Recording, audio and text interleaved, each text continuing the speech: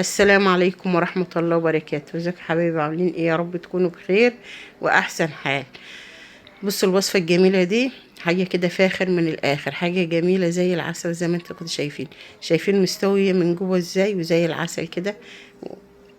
شايفين دايبة دوب كده، حاجة كده زي العسل مفرولة كده، فرولة حاجة زي السكر كده، وحاجة سهلة خالص خالص، هتعجبكم ان شاء الله.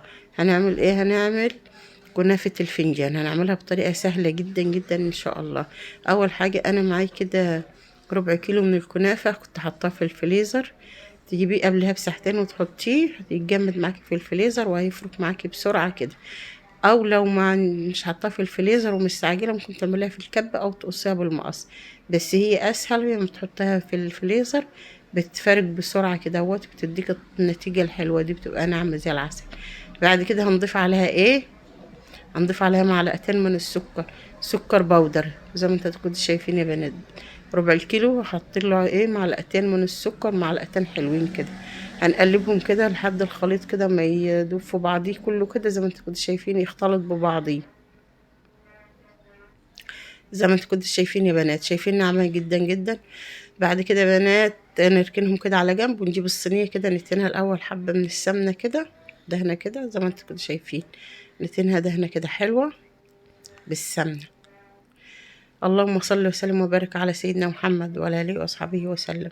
لو وصلنا لحد هنا كده في الفيديو، ما تنسوناش بلايك واشتراك في القناة عشان القناة تكبر بيكم ان شاء الله يا حبايبي.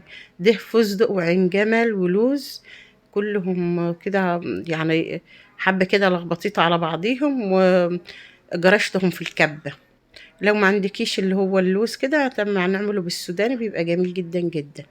بس كل سنة وانتم طيبين بمناسبة رمضان كده يعني، فالحاجة دي متوفرة دلوقتي. ولو مش موجود عندك حبة سوداني أو حبة جوز الهند، أو ممكن تعمليها سادة خالص، مفيش أي مشكلة.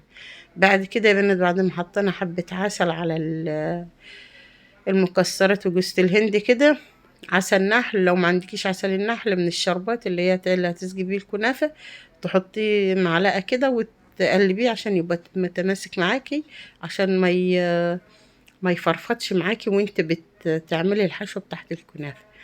بعد كده بقى انا جبت اللي هو الكوباية المعيارية دي زي ما انتوا كده شايفين، عشان ما عنديش فنجان صغير اعمل بيه.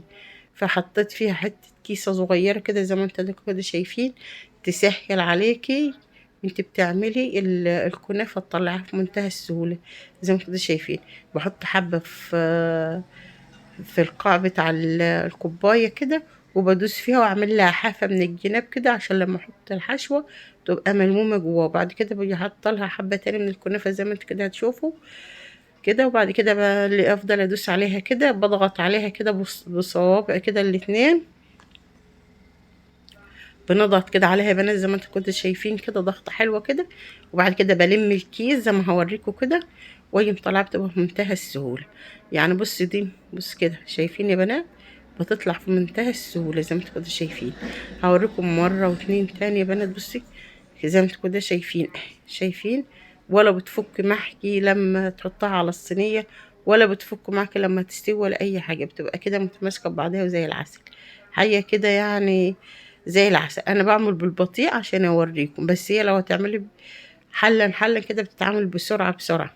بصي يا بنات، بحط فيها كده الحبة كده وبضغط كده على الجوانب كده، على الجنب من هنا ومن هنا كده، عشان اعمل لها حافة كده، وما احط فيها الحشوة تبقى الحشوة في نص الكوباية كده للكنافة. بصي يا بنات، بنضغط كده بصوابعنا كده شمال ويمين كده، بدنا بصبعنا كده اهو، عشان الحشوة ما تبقاش سايحة فيه. زي ما انتوا كده شايفين، وصفة سهلة جدا جدا جدا. وما انا ما بحطش السمنة على الكنافة عشان ما تكلكعش مني. هي كده الوصفة دي كده جميلة جدا جدا. الكنافة لما تحطيها من غير سمنة وتيجي تشكلها تشكل معاكي بسرعة. بصوا يا بنات اهو، بحط الحشوة كده في النص عشان ما تفرفتش مني كده شمال ويمين في الكوباية اهو، تبقى ملمومة جوه الكنافة. واجي حاطه كده طبقه تاني من الكنافه واضغط عليها كده. بصي يا بنات كده تطلع زي العسل. بص، حاجه كده زي السكر كده، حاجه سهله خالص. وتلميها كده على السريع كده.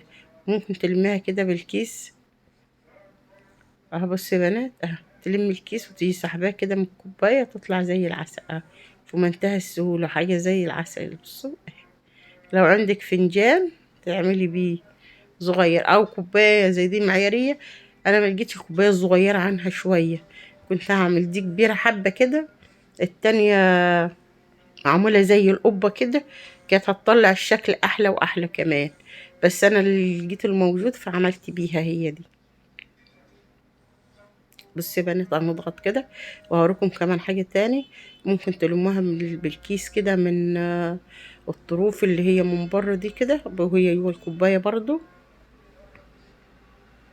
بصي يا بنات حاجة كده زي العسل اهي، سهلة جدا جدا جدا، تنفع في عزومات، تنفع في عيد ميلاد، تنفع في شهر رمضان الكريم اللي احنا فيه ده. كل سنة وانتم طيبين. العيل ياخد القطعة كده هواتي او الواحدة كده، وحاجة زي العسل كده. بصي يا بنات بصوا، تحطها في قلبها كده المكسرات، وممكن تعملها بمهلبية، ممكن تعملها بشوكولاتة زي ما تحبي اهو. شايفين؟ ودي حاطه كده عليها حبة تاني كده، ما بتاخدش وقت، بسرعة بسرعة كده بتتعمل. انا اللي مبطئة الفيديو عشان يبان. بصوا ممكن تعملوها كده بالكيسة كده، تلموا الطروف كده اهو كده وتدوسوا عليها كده.